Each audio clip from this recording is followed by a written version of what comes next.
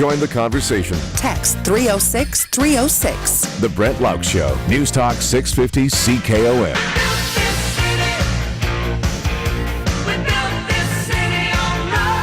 Well, one part of our city, one of the old original neighborhoods, the very beginning days of Saskatoon, Riversdale, is seeing a dramatic rebuild these days. Randy Pshebylo joining us, Executive Director of Riversdale Business Improvement District. Boy, Randy, it's kind of funny. You and I talked here probably 6 or 7 years ago where we had what we thought was a bit of a start on a lot of this redevelopment in Riversdale. It seemed to pause for a little bit, but the past few years now, it is just absolutely incredible what's going on in your part of town.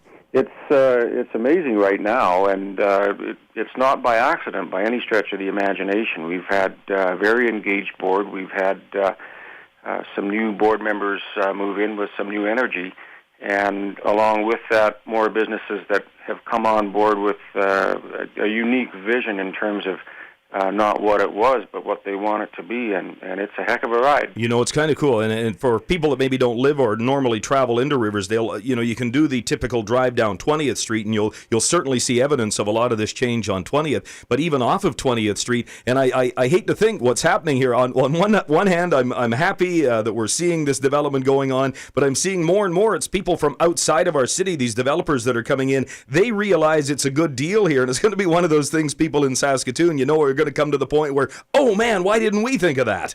Well, we've had plans on the board since 1999, released in June of 2001, and that included relocating the farmers market and the Ideas Inc. business incubator down into 19th and Avenue B. Mm-hmm. And along with that came River Landing in 06, 07, and a lot of that pivotal point seemed to turn in about 2005, where the Roxy Theater reopened, and we had some real engagement by some people who could see the vision, not what it was, but what it could be.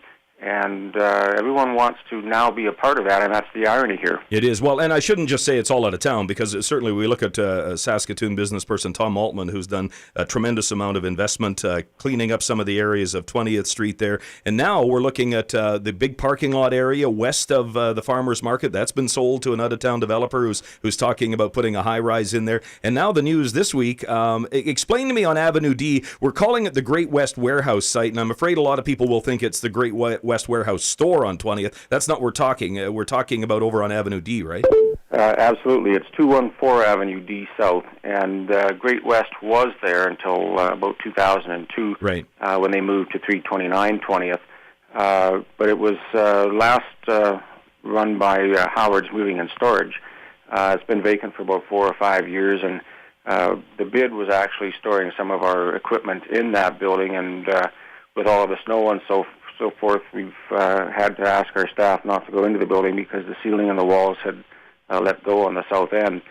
So it had seen its last days, but what we're envisioning there was that the old industrial area up to Avenue D has been rezoned in that particular block for MX1, which is a transitional zoning from industrial to welcoming residential. And we're seeing lots of people park on Avenue D, 21st Street into Avenue E, and walking into the downtown. So it's no longer a place where I can't leave my car and go to work, mm-hmm. but now I have the opportunity to live there. That's exactly what we have in the plans. Don't tell City Hall that. They'll be putting parking meters down there, Randy, if we keep going that way. But this development where the old Great West Warehouse building on Avenue D, it's been knocked down now here this week. We've got a developer that's coming into town. My understanding is a fellow from the West Coast, and he's going to get construction going right away here on a condo development there. It's the real deal. Chris Lefebvre is the property owner and developer who's worked very closely with Kerry Fox, doing marvelous work for us in the area. And we're starting to see that that change of attitude in terms of, that's what you and I maybe grew up with, was a little bit of a tougher flavor for this part of town. Mm-hmm. But what we're starting to see now is that with the farmers market there and the River Landing development, the old pump house coming online, the linkage underneath the Buckwold Bridge, we're seeing more people walking and cycling through the area. A lot of younger demographics. We look at garden architecture and design.